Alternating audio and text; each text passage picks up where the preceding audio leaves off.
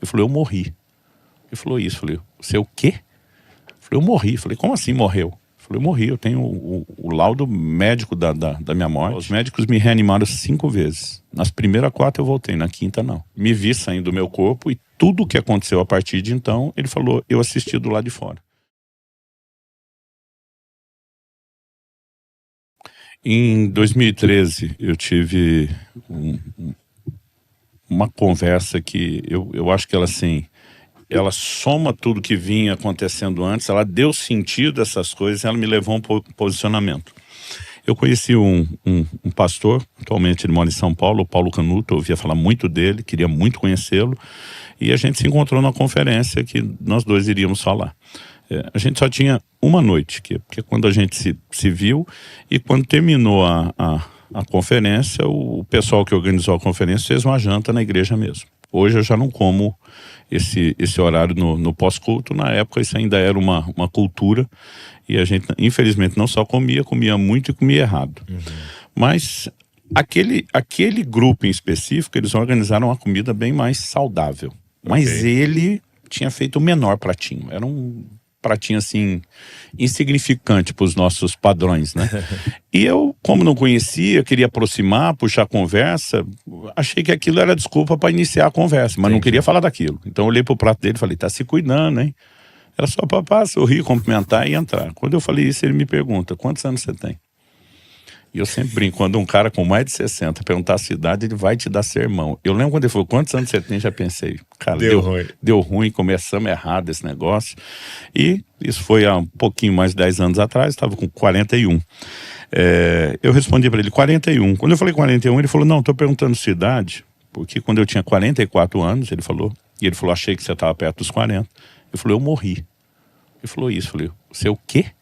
Eu falei, eu morri. Eu falei, como assim morreu? Eu falei, eu morri, eu tenho o laudo médico da minha morte. Do lado dele estava a Eva, a esposa dele, que foi quem o socorreu, levou pro hospital na ocasião. E ele falou, os médicos me reanimaram 5 vezes. Nas primeiras 4 eu voltei, na quinta não. Eu já mudei o assunto, porque não é toda hora você conversa com alguém que morreu, né? Já conheci alguns. Mas eu falei, como é que você sabe que você não voltou na quinta? Tipo assim, o que estava acontecendo? Ele falou, não, porque eu me vi saindo do meu corpo e tudo o que aconteceu a partir de então, ele falou, eu assisti do lado de fora. Ele falou, eu vi o que o médico falou quando tirou minha aliança, entregou para minha esposa, eu vi que horas era no relógio lá do hospital, quando ele assinou o laudo da minha morte. Ele falou, e a minha versão bate nos mínimos detalhes com a do médico da minha esposa. Né? Ele falou, enquanto eu estava ali em pé, assistindo tudo o que aconteceu, meio que, né, olhando aquilo, dizendo, cara, está acontecendo mesmo, eu tô indo embora, né? Ele disse que Jesus apareceu atrás dele. E ele falou assim, cara, é uma presença inconfundível, não precisa de anúncio, não dá para explicar. Ele falou, eu sabia que era Jesus. Mas ele disse que ele não sentia permissão de virar e olhar e encarar. Mas quando sentiu aquela presença, ele já sabia que Jesus ia falar com ele. Diz que Jesus chegou perto do ouvido dele e sussurrou para ele assim, você é um suicida. E aquilo, meu amigo, foi na linguagem do boxe o soco no rim, né? Eu já sabia para onde ia a conversa, quando falou, você é um suicida. E o Senhor falou assim para ele, eu tinha um plano extraordinário para a sua vida, mas você conseguiu abortar isso porque nunca cuidou do seu corpo.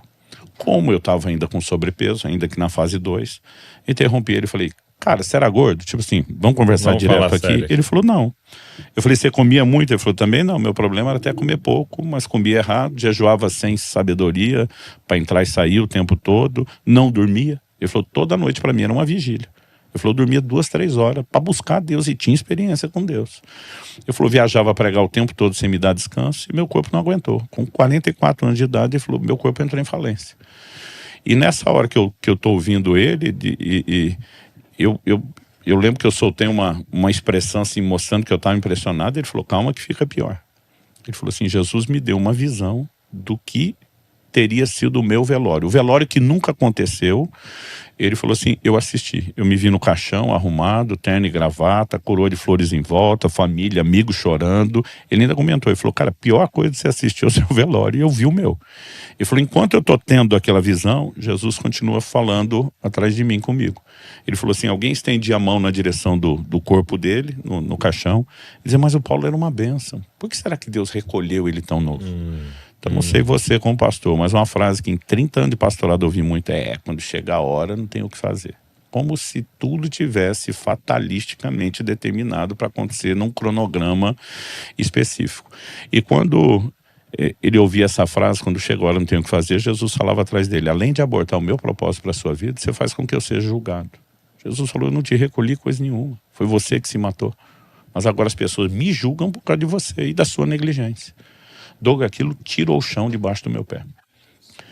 Eu lembro que eu levantei, até hoje essa lembrança me emociona. Eu levantei daquela mesa e eu falei para Deus: nunca mais o Senhor vai chamar minha atenção de novo sobre isso. Parece que fez sentido tudo que ao longo de anos tanta gente falava. Eu era daqueles assim, fazia piada, brincava com o negócio, não levava muito a sério. E naquele momento eu falei para Deus: nunca mais o Senhor vai chamar minha atenção de novo. Eu entendi. Mas o que eu falei para Deus? Falei: eu não posso te prometer mudar de hoje para amanhã. Porque eu mesmo sabia e pregava que você não muda comportamento sem mudar valores. Nesse mesmo ano de 2013, antes de ouvir o testemunho do Canuto, o Gustavo Bessa, o marido da Ana, um dia a gente se encontrou pela primeira vez, e já na primeira conversa, velho, ele chegou junto, do meu peso. Ele falou: Subirá, você ouviu falar de um avivalista escocês chamado Robert Murray McCheyne? Falei: já. Conhece as frases dele, declarações dele? Falei: já citei algumas no meu livro, acho que na época eu tinha colocado no De Todo o Coração. Falou: você conhece a mais célebre? Falei: aí já não sei dizer. Ele falou: se você não sabe, você não conhece. Ele falou: a frase mais célebre do McCheyne, ele proferiu no leito de morte. Ele falou: detalhe, ele morreu antes dos 30, com 29 anos. E a frase dele foi: Deus me deu um cavalo e uma mensagem. Eu matei o cavalo, já não posso levar a mensagem. Referindo-se à limitação. Pô, o cara que foi um dos maiores avivalistas da Escócia, chacoalhou a Escócia, estava lamentando: se eu tivesse cuidado da minha saúde, eu poderia levar a mensagem, agora não vou poder. Então ele impediu o cumprimento do propósito. Então essas coisas meio que foram se somando, juntando as peças do quebra-cabeça. E aí eu falei para Deus: me dê um ano. Eu preciso, era finzinho de 2013, falei: eu preciso pelo menos até o final de 2014 repensar tudo. Sim. Então eu passei a estudar a Bíblia, e eu brinco que eu descobri uma outra Bíblia sobre o cuidado do corpo, que é o que eu vou ensinar, coisas que eu nunca enxerguei, que eu não sei se a gente não queria ver, se é na cegueira, se, né, não vou inventar um motivo, pode ser vários, eu tenho várias possibilidades para o fato da gente não enxergar, não falar muito, ou ensinar de maneira distorcida. Mas foi nesse processo, alguns meses depois, que eu conheci o Dr. Aldrin. Fui fazer uma consulta com ele porque o pastor Márcio Valadão pediu. Não é nem porque eu achava que precisava, tal. E nessa ele me pegou de jeito, né? Eu falei: doutor, muito ruim. Ele falou: é melhor do que eu esperava para alguém como você, que não se cuida, né? Mas no meio de toda a conversa, eu lembro que eu falei para ele: não, é que Deus está falando comigo sobre essas coisas, eu achando assim, tipo, vou arrasar, né?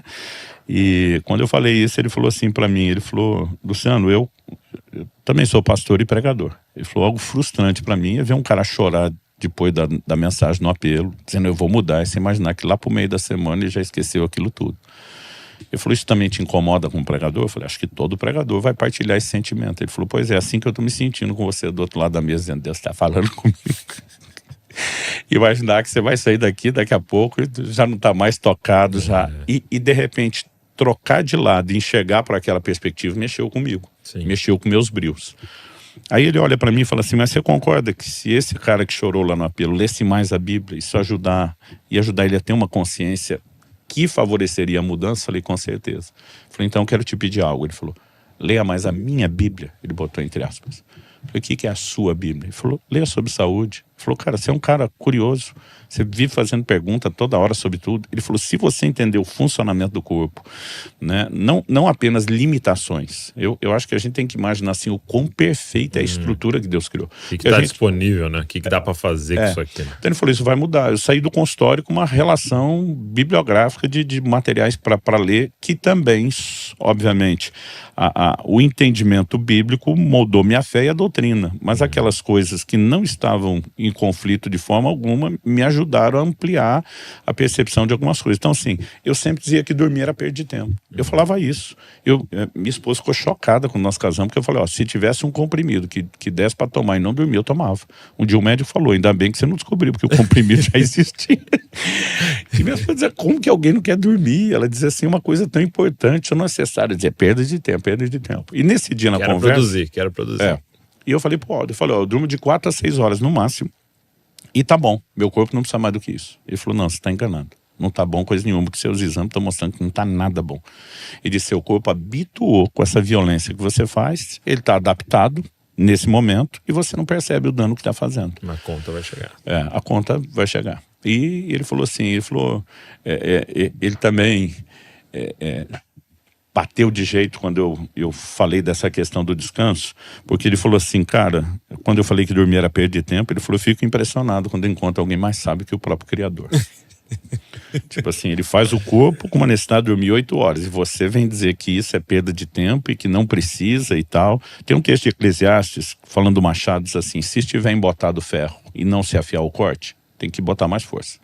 Mas a sabedoria é proveitosa para dar prosperidade. Então você imagina o lenhador, tá rachando lenha, alguém falando, vai afiar o machado, tem tempo para perder com isso. Isso é perda de tempo. Não é perder tempo, porque o tempo que ele gasta afiando o machado vai fazer com que ele produza mais, com menos tempo, com menos energia. Então assim, qual a inteligência de dizer não afia o machado? Agora, qual a nossa inteligência de dizer a gente não para descansar porque tem que produzir? Quer dizer, como é que vai ser essa produtividade sem descanso?